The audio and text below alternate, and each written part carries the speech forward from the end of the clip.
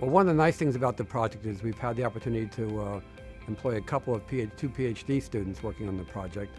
So they're getting their education in how to use models, how to build models of real systems, and they're getting an orientation of some of the security problems that our country faces. So hopefully they'll be more interested in spending their careers after they graduate in the security industry.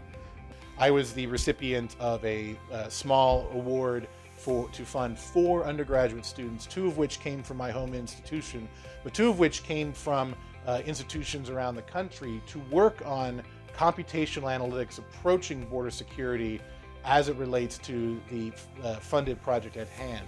Those students were supported by an education award. Their travel to and from the site were supported, and that allowed them to be able to participate and contribute their own original ideas to the research that I'm engaged in within the CAOE. Moreover, we have 4 new research ideas that are being developed from the undergraduates' perspective in conjunction with my supervision and involvement that are now moving forward towards analysis and towards drafting of publications that we wouldn't have without the educational initiatives offered through the Center of Excellence. So it provides that mechanism to connect students, but also within the realization that it sometimes takes funding to encourage student involvement and to bring students from around the country to be involved in these projects. So secondly, I also have an undergraduate student, a very talented one, working with me on analyzing the multimodality input data.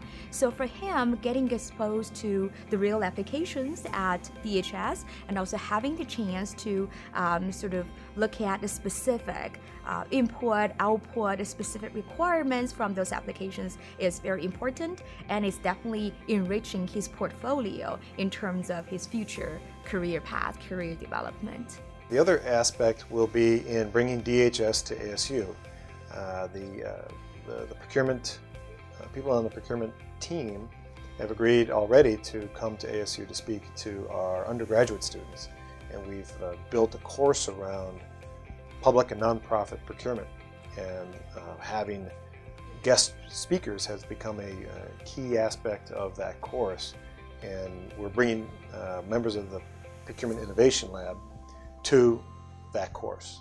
And hopefully while they're here we can leverage their expertise. I think where CAOE fits best is what are the operational questions at hand, and how do we bring and develop new research lines in the basic and applied areas that can inform and improve those operations to make them more efficient.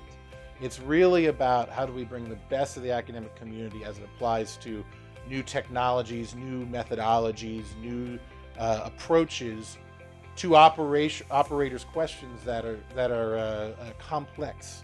As I mentioned before, this Center of Excellence provides students a great platform in terms of getting exposed to the real problems as opposed to some learning scenario that they have created in their mind, right? This is real, this is important. So that's why my students, all of my students, really are interested in working on those application domains. And secondly, there is a chance for them to collaborate with people outside of their domain, including experts from DHS components. So some of them, they're not computer scientists by training, but they're experts in their own domain. So by collaborating with them, the students also learn a lot in terms of the real requirements from those applications and how to design the models in a sort of understandable way by those domain experts. Everybody growing up in this country realizes there are security risks. The world is not always a safe place, both natural and man-made disasters that occur, terrorism, as well as climate change and so forth. So they're interested in seeing how they can be useful to society. And they all, sometimes people think of engineers as these very technical students without a lot of personality, but that's not true. Our students, by and large, want to serve humanity. That's why they're here, and that's really the purpose of engineering. So that they want to find ways they can feel good about how they're contributing to society. And trying to protect their fellow citizens, their families, themselves, and everyone around them is a very worthwhile deed that makes them feel good about themselves. And how they can use engineering skills to try to accomplish those goals is something they're here to learn, and something they're excited about doing.